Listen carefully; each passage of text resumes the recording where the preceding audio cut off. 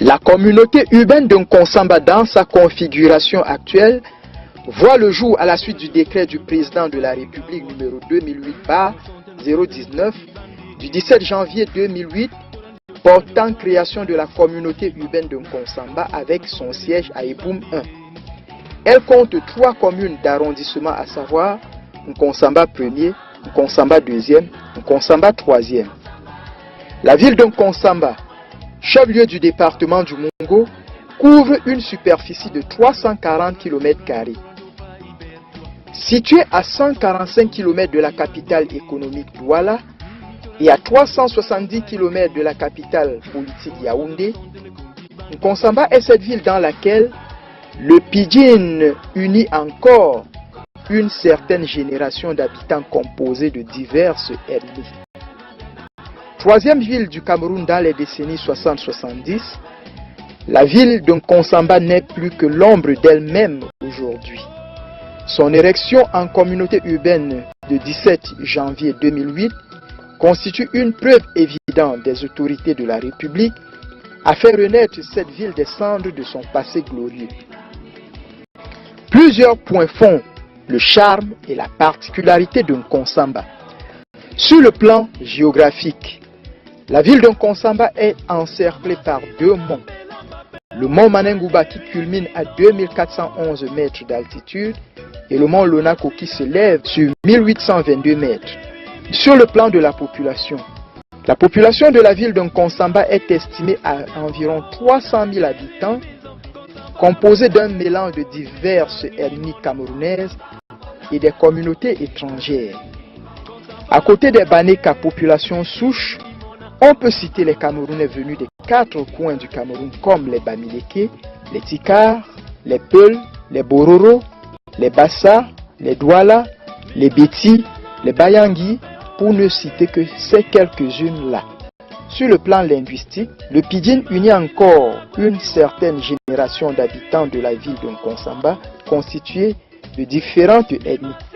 Sur le plan économique, Nkonsamba est un grand centre agricole avec la culture et la commercialisation du café comme activité principale. À côté de cette culture de rente, les cultures vivrières telles que les tubercules, le plantain, les fruits et légumes constituent une source de revenus pour les populations. Le décortiquage du café, longtemps resté la principale activité industrielle en Nkonsamba, a pris un sérieux coup du fait de la mévente du café sur le marché mondial. Cette activité saisonnière qui permet aux habitants de générer des revenus sur une moitié de l'année s'accompagne d'une autre activité qui est la culture du maïs, de l'huile de palme et du petit commerce. Sur le plan de l'éducation, la carte scolaire de la ville de Nkonsamba est bien dense avec des établissements de prestige. Nkonsamba possède une centaine d'écoles maternelles et primaires contenant environ 30 000 écoliers et une dizaine d'établissements secondaires dont le nombre d'apprenants est estimé à environ 14 000. Parmi ces établissements, nous citerons les plus prestigieux: le lycée du Manengouba, le lycée bilingue de Nkonsamba, le collège Sainte-Jeanne d'Arc, l'institut polyvalent Mitoukem, le collège Foultan, pour ne citer que ceux-là.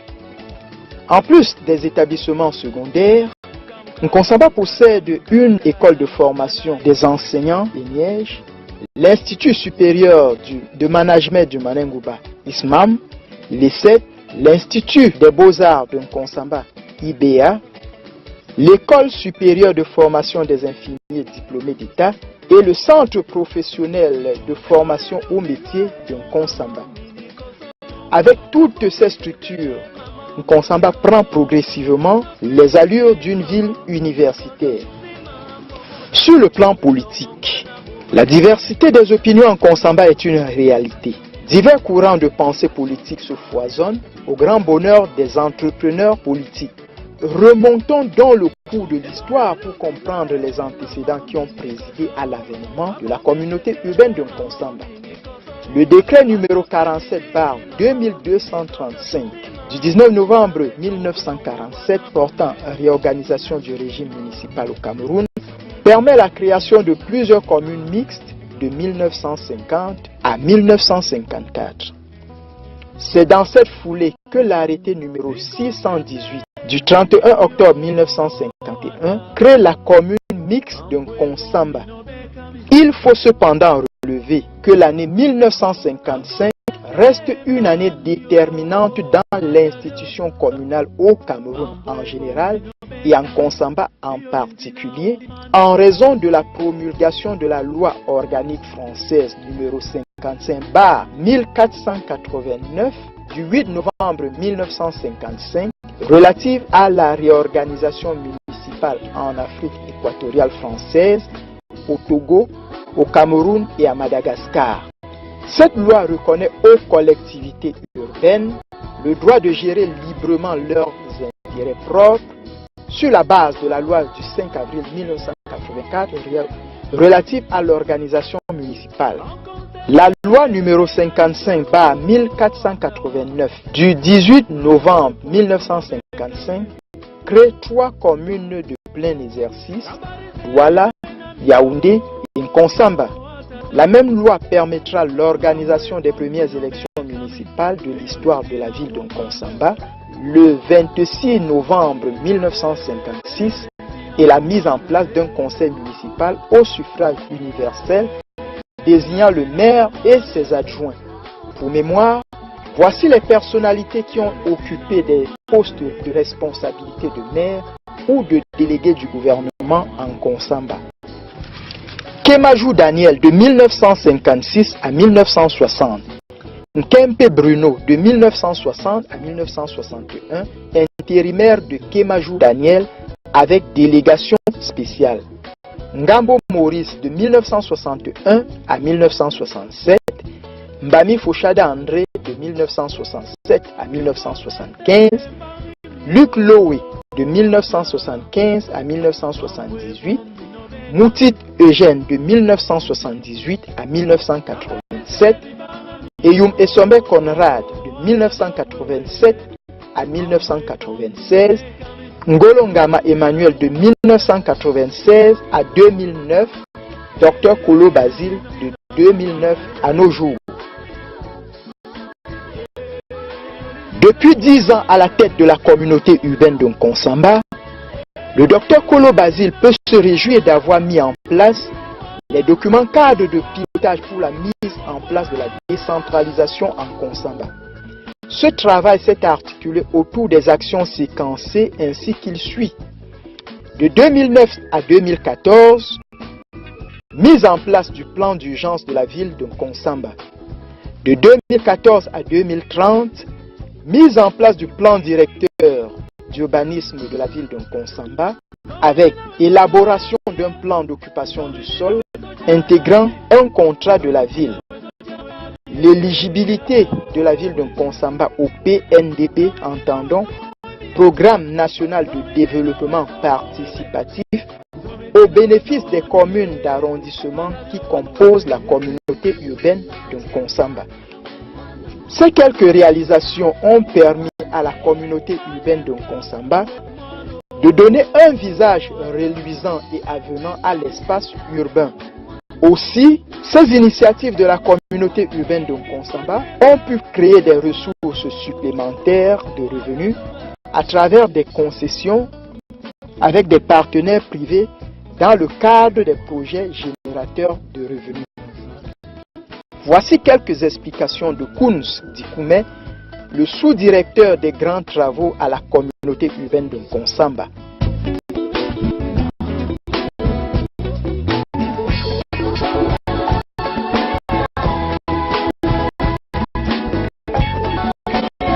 Depuis l'arrivée du docteur Kolo Basile, délégué du gouvernement auprès de la communauté urbaine de Nkonsamba, il a d'abord procédé à faire revivre certains bâtiments communaux qui présentaient un délabrement trop avancé.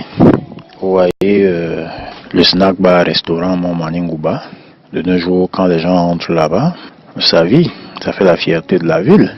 Autrefois, c'était un vieux garage qui était dénommé garage moteur. On avait 2 ou 3 camions de déchets là-bas qu'on allait parquer à l'actuelle fourrière. Donc, c'est l'une des réalisations. Il est bien vrai que ça a fait l'objet d'une concession avec le défunt Ewanekan. Tous les mois, il paye à la communauté urbaine la somme objet du contrat. Nous nous sommes rabattus aussi au niveau du cercle municipal, qui est une salle de fête connue de tout le monde. C'était vieillotte, parce que pour ceux qui repartent là aujourd'hui, ils se rendent compte que ça a été entièrement rénové. Et je crois que dans la ville aujourd'hui, il n'y a pas mieux que cette salle. Climatisée, plafonnée, les travaux ont été rénovés. Entre dans le cercle municipal au tribunal de grande instance et un ancien atelier de menuiserie. Donc c'était un atelier technique qui servait les travaux de menuiserie. Il y avait des moules là pour des moules où on fabriquait des buses pour canaliser l'eau dans la ville. C'est-à-dire quand on va par exemple au quartier 6, on voit encore les restes de ces buses là qui a été entièrement rénové. Toujours par une dame qui a pris cet endroit en concession.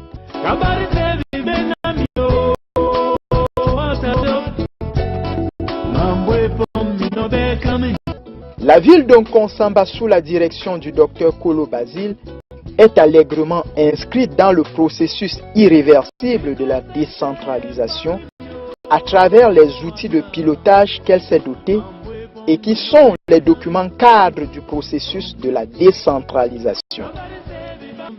La décentralisation étant irréversiblement en marche, la communauté urbaine de Nkonsamba, sous la direction du docteur Kolo Basile, a planté le décor de la décentralisation au profit des communes d'arrondissement de Nkonsamba. La voie royale est donc tracée pour une décentralisation réussie en Nkonsamba. Il ne reste plus donc aux acteurs que sont les exécutifs municipaux des différentes collectivités de Nkonsamba de prendre à bras le corps ces opportunités et de conduire avec succès leur collectivité locale vers l'émergence à l'horizon 2035 pour un mieux-être des populations qui appellent cette émergence de tous leurs vœux.